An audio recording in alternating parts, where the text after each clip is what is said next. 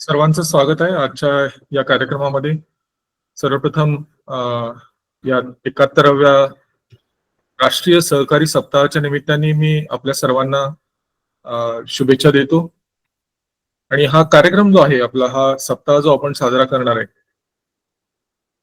हा सप्ताह असेल, आपल्याला माहिती आहे की आपण हिंदी पखवाडा पण माग साजरा केला होता. तुम्ही इथं कॉन्टॅक्ट सेशनसाठी आला होता, त्या दिवशी त्याचं उद्घाटन होतं. हा हिंदी पखवाडा असेल, हा राष्ट्रीय सहकारी सप्ताह असेल, हा कशासाठी आपण साजरा करतो? तर याचा उद्देश असा आहे की आपण या सहकाराबद्दल या आठवड्याच्या निमित्ताने, या 7 दिवसामध्ये आपण सहकाराकडे एक अंतर्मुख होऊन त्याच्याकडे आपल्याला सर्वांना बघायचंय. आपण काय करतोय नक्की आता, आपण कोणत्या कोणत्या क्षेत्रामध्ये प्रगती केली आहे, कोणत्या क्षेत्रामध्ये आपण कमी पडतोय, आणि आपल्याला पुढे कसं जायचंय. प्रामुख्याने या 4 गोष्टी आपल्याला ह्या सहकार सप्ताहाच्या निमित्ताने एक अंतर्मुख होऊन बघण्याची गरज असते.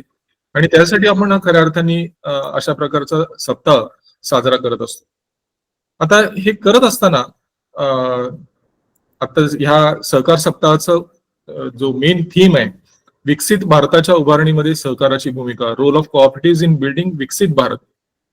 आपल्या प्रधानमंत्र्यांनी असं एक स्वप्न ठेवलेलं आहे, एक असं उद्दिष्ट ठेवलेलं आहे. हे स्वप्न नाही आहे, हे उद्दिष्ट आहे. दोन्हीमध्ये थोडासा फरक आहे. स्वप्न तर आहेच, पण उद्दिष्ट असं आहे आपलं की 2047 पर्यंत आपण जगातली 5वी मोठी अर्थव्यवस्था बनण्याचं उद्दिष्ट आपण भारताने ठेवलेलं आहे. आता पाचवी इकॉनॉमी, आता आपण कितव्या पोझिशनला आहोत? तर आपण आता 7व्या पोझिशनला आहोत. तर आपल्याला आता 5व्या स्थानावरती आपल्याला झेप घ्यायची आहे. म्हणजे आपल्याला 5व्या स्थानावरती झेप घेण्यासाठी 5 ट्रिलियन इकॉनॉमी आपली व्हावी लागेल. म्हणजे 5 ट्रिलियनची अर्थव्यवस्था आपल्याला बनायला लागेल. आता हे करत असताना आपल्या पुढे कोण आहे? तर सगळ्यात पहिला आहे अमेरिका नंतर आहे जपान, जर्मनी. तर हे सगळे देश आपल्या पुढे आहेत. आणि आता जर अमेरिकेची इकॉनॉमी म्हटली आपण, तर अमेरिकेची इकॉनॉमी, जीडीपी त्यांचा 25 ट्रिलियन इकॉनॉमीचा आहे. आपण आता आपलं उद्दिष्ट ठेवले 5 ट्रिलियन इकॉनॉमी. त्याच्यात 2 नंबरला आहे चायना. तर चायनाची आत्ताची इकॉनॉमी जी आहे ती जीडीपी त्यांचा 17 ट्रिलियनचा जीडीपी आहे. म्हणजे ते आपल्या पुढं कित्येक पटीनं आपल्या पुढं तरीही असणार आहेत. पण आपण आता असं उद्दिष्ट ठेवलंय की 2047 पर्यंत आपल्याला तिसरी जागतिक अर्थव्यवस्था बनवण्याचं उद्दिष्ट आपण त्याच्यामध्ये ठेवलेलं आहे. आता हे करत असताना सहकाराची भूमिका त्याच्यामध्ये काय असणार हे आपल्याला बघून घ्यावं लागेल. प्रत्येकाने जर आपापल्या परीनं ह्याच्यामध्ये आपला जर वाटा उचलला, खारीचा वाटा आपण जसं म्हणतो तसं, तर आपलं सहकार क्षेत्र एक क्षेत्र आहे. सर्व्हिस सेक्टर आहे, प्रोडक्शन सेक्टर आहे, मॅन्युफॅक्चरिंग सेक्टर आहे. अनेक क्षेत्र आहेत जे आपल्या जीडीपीला कॉन्ट्रीब्युट करत असतात. तर त्यातला आपला जो वाटा आहे तो आपण किती चांगल्या पद्धतीनं उचलू शकू ह्याच्यावरती आपला भर असला पाहिजे. आणि ह्या आठवड्याच्या निमित्ताने, या आठवड्यामध्ये वेगवेगळे विषय आपण जी चर्चा करणार आहे, त्या चर्चेच्या माध्यमातून आपल्याला त्याच्याकडे एक अंतर्मुख होऊन बघायचं आहे आणि आपल्याला कसं हे साध्य करता येईल या दृष्टीने आपल्याला आपला प्रवास सुरू करायचा आहे. तर हे करत असताना आपल्याला या सगळ्या गोष्टी, मी आता जसं आपल्याला म्हणलं की आपण आतापर्यंत काय प्रगती केली आहे, त्यानंतर आपल्याला हे करत असताना काय अडचणी आल्यात, ह्या अडचणीवरती आपल्याला कशी मात करता येईल, तर ह्या सगळ्या गोष्टीवरती आपल्याला ह्या आठवड्यामध्ये एक चर्चा करण्याचं एक संधी असं आपण म्हणू की आपल्याला ह्या निमित्ताने ती संधी मिळते. तर आपल्याला ह्या सगळ्या गोष्टी करायच्या आहेत. हे करत असताना आता आपल्याला माहिती असेल सगळ्यांना की 6 जुलै 2021 मध्ये आपल्या भारतामध्ये सहकार मंत्रालय स्थापन झालं. हे इतके वर्ष का झालं नाही हा एक मोठा प्रश्न आहे. कारण आपल्याला माहिती असेल की भारतामध्ये जवळपास 8 लाख सहकारी संस्था कार्यरत आहेत. 8 लाख संस्था आहेत, त्याचे जवळपास 30 कोटीपेक्षाही जास्त सभासद, म्हणजे डायरेक्ट जे सहकारी संस्थांचे सभासद आहेत हे 30 कोटीपेक्षा वर त्याची संख्या आहे. आणि हे सगळं असं असताना जवळपास 55 ते 56 वेगवेगळ्या प्रकारच्या संस्था, म्हणजे ब्रॉड त्याच्या जर कॅटेगरी आपण म्हटलं तर 55 ते 56 वेगवेगळ्या प्रकारच्या सहकारी संस्था देशामध्ये कार्यरत आहेत. असं सगळं असताना आपल्याकडे सहकार मंत्रालय कसं नव्हतं हा एक मोठा प्रश्न आहे. पण आपण जसं म्हणतो की देर आहे दुरुस्त आहे. 2021 मध्ये का होईना, पण 2021 मध्ये एक सहकार मंत्रालय आपण स्थापन केलं. आणि सहकार मंत्रालय स्थापन झाल्यानंतर खऱ्या अर्थाने एक चांगल्या प्रकारची गती या आपल्या सहकार क्षेत्राला मिळाली असं आम्हाला वाटतं. तर त्याच्यामध्ये अनेक नवीन नवीन गोष्टी या सहकार क्षेत्रामध्ये आता आणण्याचा प्रयत्न या सहकार मंत्रालयाने केलाय. त्याबद्दल आपल्याला वैभव सर मार्गदर्शन करणारच आहेत या पुढच्या सेशनमध्ये, की गव्हर्नमेंटनी कोणत्या प्रकारचे इनिशिएटिव्ह घेतले आणि त्याचा उपयोग सहकार क्षेत्राला कसा होतोय याच्याबद्दल आपण सविस्तर चर्चा करणारच आहोत. आपल्याला वैभव सर मार्गदर्शन करणारच आहे. पण हे करत असताना एक असं बघण्यात येतं की सहकार क्षेत्र, आता आपण सगळेजण सहकार क्षेत्रामध्ये अनेक वर्ष काम करत आहात. काही जणांनी 5 वर्ष काम केलं असेल, काही जणांनी 10 केलं असेल. माझं या क्षेत्रामधलं हे 30वं वर्ष आहे. तर हे सगळं असं असताना तुम्ही जनसामान्यात जर एकंदरीत बघितलं तर सहकाराबद्दलची फारशी माहिती लोकांना आहे असं वाटत नाही. सहकाराशी सगळेजण जोडले गेलेले आहेत. म्हणजे 90% पॉप्युलेशन मला वाटतं की सहकाराशी जोडली गेलेली आहे कोणत्या ना कोणत्या माध्यमातून. ते आयदर त्या कस्टमरच्या स्वरूपात असतील, सभासदाच्या स्वरूपात असतील, संचालकाच्या स्वरूपात असतील, कोणत्या ना कोणत्या स्वरूपामध्ये 90% पॉप्युलेशन भारताचं जे आहे ते सहकार क्षेत्राशी जोडलं गेलेलं आहे. पण लोकांना याबद्दलची कल्पना अजूनही नाही आहे की सहकार क्षेत्र काय आहे, सहकार क्षेत्रामध्ये काय क्षमता आहे. आणि आम्ही बऱ्याच वेळा जे स्केलिंग अप प्रोग्राम आम्ही त्याला म्हणतो की त्या कार्यक्रमाच्या माध्यमातून आम्ही जनसामान्यांच्या पर्यंत या गोष्टी पोहोचवण्याचा प्रयत्न करत असतो. आणि बऱ्याच वेळा असं लक्षात येतं की लोक, आता एक उदाहरणच द्यायचं झालं तर आपण सगळेजण सकाळी उठल्यानंतर जे दूध जे आपण दुधाचा जो उपयोग करतो ते कदाचित आपण जे पुणे जिल्ह्यातले असेल ते कात्रजचं दूध वापरतो, किंवा कोल्हापुरात असतील तर कोल्हापूर जिल्हा दूध संघाचं गोकुळचं दूध वापरतो. वारणा दूध फेमस आहे. तर ह्या सगळ्या काय आहेत? ह्या सगळ्या सहकारी संस्था आहेत. आपण जे चहामध्ये साखर घालतो, ती साखरेचं उत्पादन आहे ते सहकारी साखर कारखान्यामध्ये होत असतं. आपण जो चहा वापरतो, चहा पावडर तुम्ही जर तमिळनाडू, केरळामध्ये गेला तर तिथे सहकार तत्वावरती चालणाऱ्या टी फॅक्टरीज आहेत. तर अशा पद्धतीने आपण सगळेजण त्याच्यामध्ये जोडलं गेलो. आपल्यापैकी बरेच जण सहकारी गृहरचना संस्थेमध्ये राहत असू तर तिथं आपल्याला राहण्याची व्यवस्था आपण सहकाराच्या माध्यमातून होत असते. आपले आर्थिक व्यवहार आपण सहकारी बँकांच्या मार्फत करतो, पतसंस्थांच्या मार्फत करतो, विकास संस्थांच्या मार्फत करतो.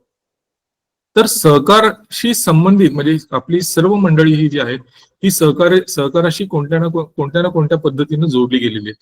पण मोठ्या प्रमाणात असं लक्षात येतं की या मंडळींना ह्या गोष्टीची कल्पना नाहीये की ह्या सगळ्या संस्था ज्यांच्याबरोबर ते इंटरॅक्ट करतायत, ज्यांच्या सेवा ही सर्व मंडळी घेत आहेत, या सहकारी तत्वावरती चालणाऱ्या संस्था.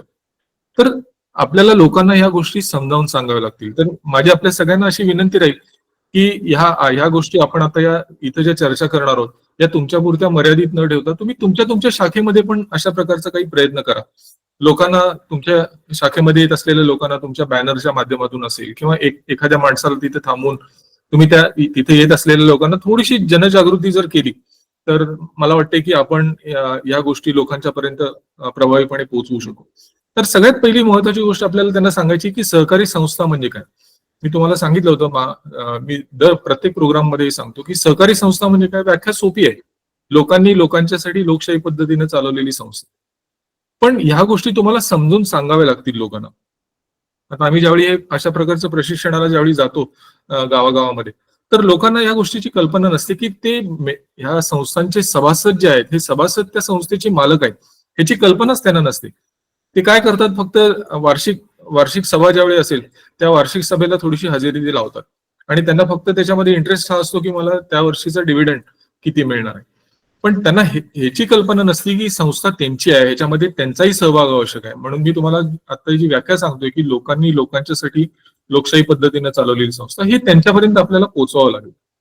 आता सभासद म्हणजे काय, मी याबद्दल पण बऱ्याच वेळा अशा कार्यक्रमातून सांगत असतो. सभासद म्हणजे काय, तर सभासद, स म्हणजे सक्रिय भाग आणि सद म्हणजे सदैव दक्ष.